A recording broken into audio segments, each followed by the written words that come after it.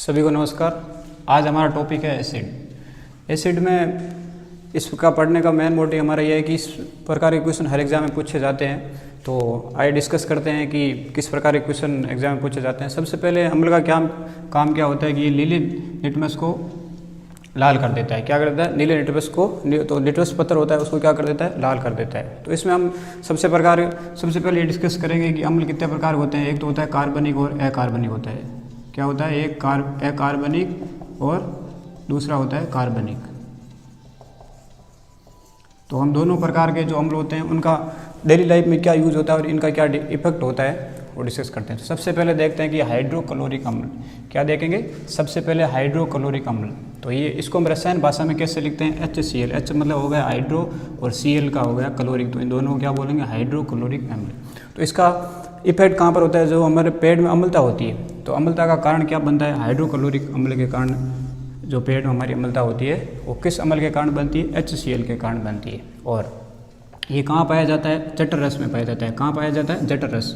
तो question exam में ऐसे पूछा जा सकता है, निम्नलिखित में से जठर रस में कौन सा अम्ल पाया जाता है? तो हमें कौन सा अम्ल टिक करना है? HCl अम्ल टिक करना है। क्या करना है? HCl अम्ल टिक करना है। उसके बाद में इसका यूज़, तो सबसे पहले जैसे कि अम्ल पढ़ेंगे तो क्या पढ़ेंगे? इसका इफेक्ट क्या रहता है और ये कौन से पदार्थों में पाया जाता है और इनका यूज़ क्या होता है और इनका अन्य नाम क्या होता है। इस प्रकार से हम 3 या 4 प्रकार की चीज़ें इसमें पढ़ेंगे। तो इसका यूज़ कहाँ पर होता है? टॉयलेट और टाइल्स क्लीनर में। जो हम टॉयलेट घर में यूज़ करते हैं, जो टाइलें होती है उनको क्लीनर जो साफ करते हैं उसमें कौन सा अम्ल यूज़ होते हैं? HCl। और इसका अन्य नाम क्या है? नमक का अम्ल। क्या है? नमक का अम्ल। क्या है? नमक का अम्ल। तो सबसे पहले हाइड्रोक्लोरिक अम्ल। हाइड्रोक्लोरिक का जो इफेक्ट होता है वो किस में होता है? पेट में जो अम्लता होती है वो हाइड्रोक्लोरिक अम्ल के कारण होती है। ये जठर रस में पाया जाता है। टॉयलेट और जो टाइल्स क्लीनर में साफ करने में इसका यूज़ होता है। अन्य नाम क्या है? नमक का अम्ल। एसिड का साल्ट का एसिड। कौन सा होता है? साल्ट का एसिड। तो दूसरा क्या होता है? नाइट्रिक अम्ल। क्या है? नाइट्रिक अम्ल। नाइट्रिक अम्ल को किस रसायन भाषा में कैसे दर्शाएंगे? HNO3। क्या दर्शाएंगे? HNO3। तो देखो इसका यूज़ कहाँ पर होता है? धातु का जो निष्कर्षण होता है या शुद्धिकरण, मतलब कोई भी धातु होती है उसको साफ करने में कौन सा अम्ल यूज़ होता है? नाइट्रिक अम्ल। और जिस तरह से हम घर में गहने यूज़ करते हैं, जैसे कि चांदी है, तो इस प्रकार गहनों को साफ करने में कौन सा अम्ल यूज़ होता है? नाइट्रिक अम्ल होता है। कौन सा होता है? नाइट्रिक। उसके बाद इसका दूसरा यूज़ होता है प्रयोगशाला में जो अभिकर्मक का यूज़ होता है। जैसे कोई भी अभिकर्म होता है, कोई भी रासायनिक अभिक्रिया होती है उसको रूपांतरण, मतलब जैसे कि कोई रासायनिक अभिक्रिया ये होता है अभिकारक। क्या होता है? अभिकारक। जो अभिक्रिया में भाग लेते हैं उसको अभिकारक बोलते हैं। और जो उत्पाद बनते हैं, अभिकारक को जो उत्पाद में कन्वर्ट करता है, इसमें कोई अभिकर्मक होते हैं। अभिकर्मक का यूज़ होता है, उसमें कौन सा अम्ल यूज लेते हैं? HNO3। यदि प्रयोगशाला में अभिकर्मक के रूप में कन्वर्ट करना है तो HNO3 अम्ल का यूज़ करते हैं। उसके बाद इसका तीसरा यूज़ होता है उर्वरक और औषधि बनाने में। किसका यूज़ होता है? उर्वरक और औषधि। हमारे शरीर में कोई औषधि की जरूरत होती है, उसको बनाने के लिए कौन सा अम्ल का प्रयोग होता है? HNO3 का। कौन सा होता है? HNO3। तो उसके बाद इसका अन्य नाम, अदर नेम क्या होता है? सोरेक अम्ल। क्या होता है? सोरेक अम्ल। तो क्वेश्चन एग्जाम में पूछा जा सकता है कि सोरेक अम्ल किसका अन्य नाम है? तो HNO3। किसका है? HNO3। इसको नाइट्रिक अम्ल भी बोलते हैं। तो इस तरह से हम पहला हो गया हाइड्रोक्लोरिक अम्ल HCl, दूसरा हो गया नाइट्रिक अम्ल HNO3 का अन्य नाम क्या? सोरेक अम्ल। तो याद क्या रखना? धातु के निष्कर्षण में, प्रयोगशाला के अभिकर्मक के रूप में, उर्वरक और औषधि बनाने में, और अन्य नाम सोरेक अम्ल।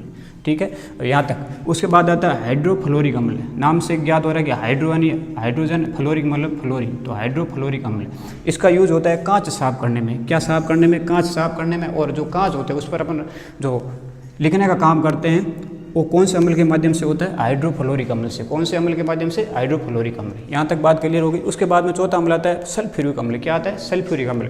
सल्फ्यूरिक अम्ल को डिनोट करते हैं H2SO4 से। किससे करते हैं? H2SO4। इसका अन्य नाम क्या होता है? गंधक का अम्ल होता है। कौन सा होता है? गंधक का अम्ल।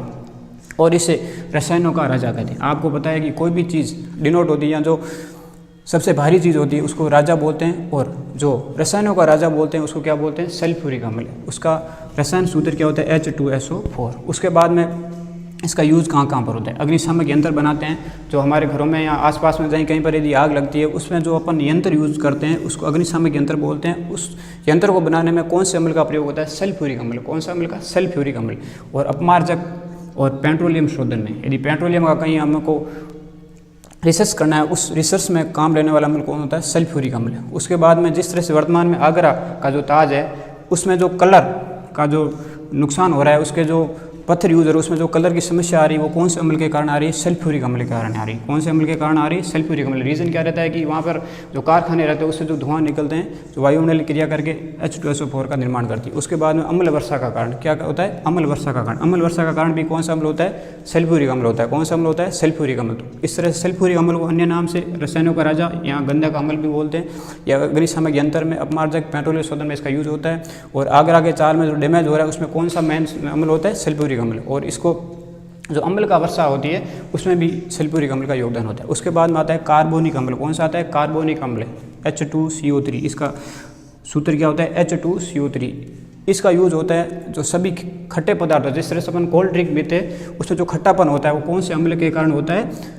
कार्बोनिक अम्ल के कारण होता है। कौन से अम्ल के कारण होता है? कार्बोनिक अम्ल। जैसे कि देखो अब याद रखना है कि H2CO3 का निर्माण कैसे होता है? जो वायुमंडल में जल होती है और CO2, और इन दोनों की रिएक्शन के आधार पर जो अपने को आउटपुट मिलता है वो H2CO3 मिलता है। तो अपने को याद ये रखना है कि कार्बोनिक अम्ल का यूज़ किस में होता है? पेय पदार्थ में जो खट्टापन होता है उसमें कार्बोनिक अम्ल का होता है यूज। इसके अंदर कौन सी गैस का यूज़ होता है? तो CO2 होती है। कौन सा होते हैं? CO2। तो आपको पता होना चाहिए कि CO2 कौन से अम्ल के निर्माण में सहायक होती है? कार्बोनिक अम्ल के निर्माण होती है। तो इसका रासायनिक अभिक्रिया क्या हो जाती है? जल के साथ CO2 की क्रिया होती है जो H2CO3 का निर्माण होता है। यहाँ तक आगे देखते हैं। ये तो हो गए अकार्बनिक अम्ल। कौन से हो गए? अकार्बनिक अम्ल का अर्थ क्या होता है? जिसमें कार्बन अनुपस्थित होता है, मतलब कार्बन क्या होता है? एब्सेंट होता है। उन सभी अम्ल को क्या बोलते हैं? अकार्बनिक अम्ल बोलते हैं। अब इसके बाद में देखते हैं कि कार्बनिक अम्ल इनका यूज़ कहाँ कहाँ पर होता है और ये कौन से पदार्थों में पाया जाता है। तो सबसे पहले नाम है फॉर्मिक अम्ल। क्या है? फॉर्मिक अम्ल। तो फॉर्मिक अम्ल किस किस में पाया जाता है? तो दाल चींटी होती है और जो मधुमक्खी होती है और बिच्छू, इनके जो डंक होता है उसमें कौन सा अम्ल पाया जाता है? फॉर्मिक अम्ल। कौन सा अम्ल? फॉर्मिक अम्ल। तो इसका अन्य नाम क्या होता है? मेथोनिक अम्ल। क्या होता है? मेथोनिक अम्ल। तो इसका अपन रासायनिक सूत्र देख लेते हैं, H-COOH। जैसे ये है ओइक अम्ल। क्या है? ओइक अम्ल। तो यहाँ पर कार्बन की संख्या 1 है, कार्बन की संख्या 1 है। इस आधार पर इसको क्या बोल दिया? मैथ। क्या बोल दिया? मैथ। और इसको अन्य नाम भी बोलते हैं फॉर्मिक अम्ल। क्या बोलते हैं? फॉर्मिक अम्ल।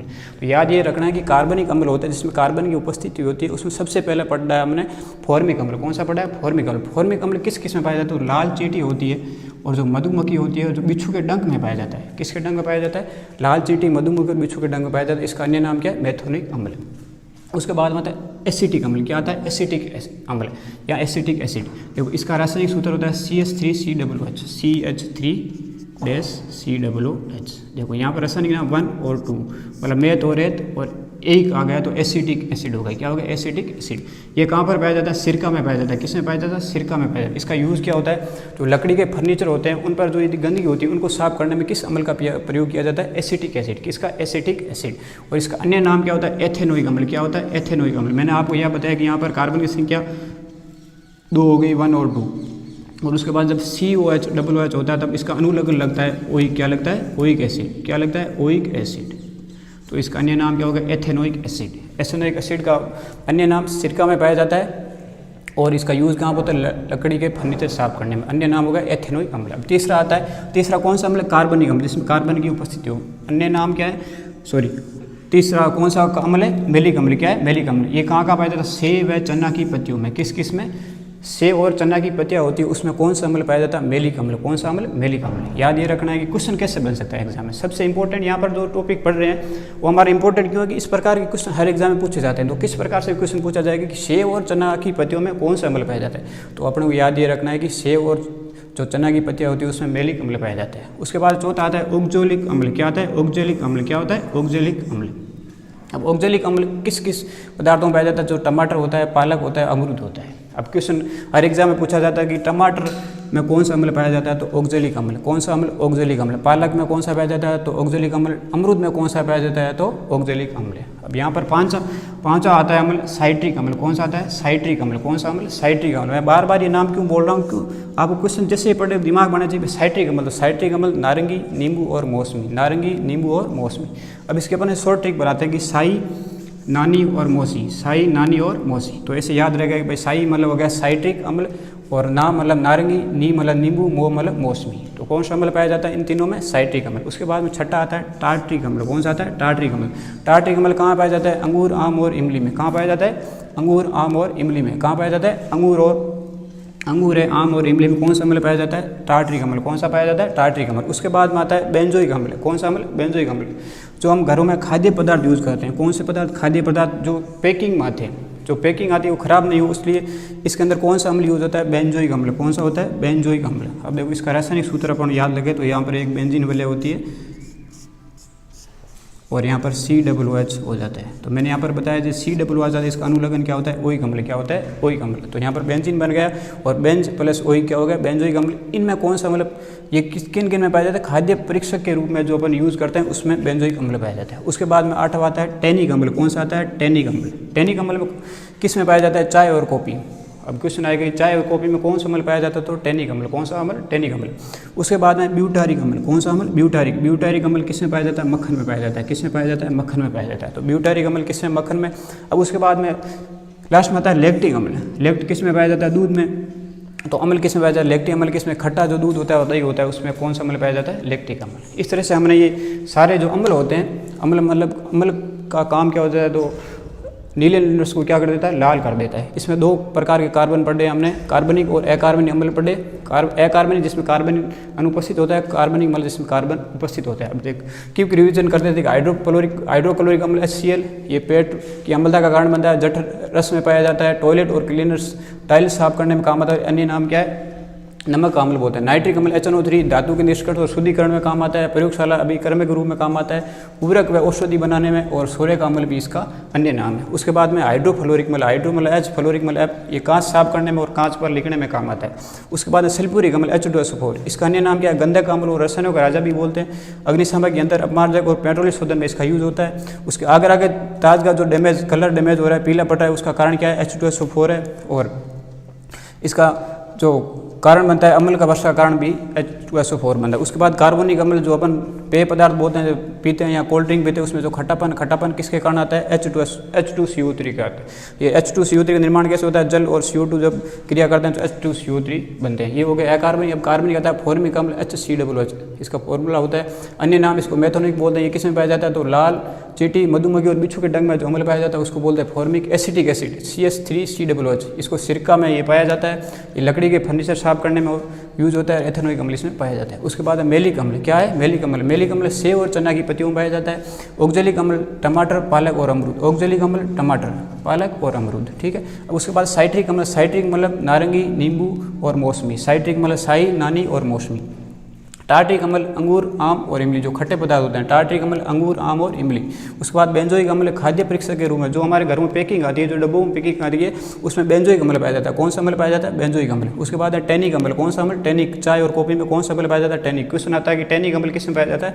चाय और कॉफी। इस प्रकार के क्वेश्चन की चाय और कॉफी में कौन सा अम्ल? टैनिक अम्ल। उसके बाद में ब्यूटारिक अम्ल मक्खन में पाया जाता है और लैक्टिक एसिड खट्टे दूध और दही में पाया जाता है। इस तरह से ये हमारा आज का टॉपिक हम यही समाप्त करते हैं। यदि दोस्तों आपको ये वीडियो आपको हेल्पफुल लगे तो ज़्यादा से ज़्यादा आप वीडियो शेयर करें और चैनल को सब्सक्राइब जरूर करें, ताकि इस तरह के वीडियो आपको और प्राप्त हो सकें।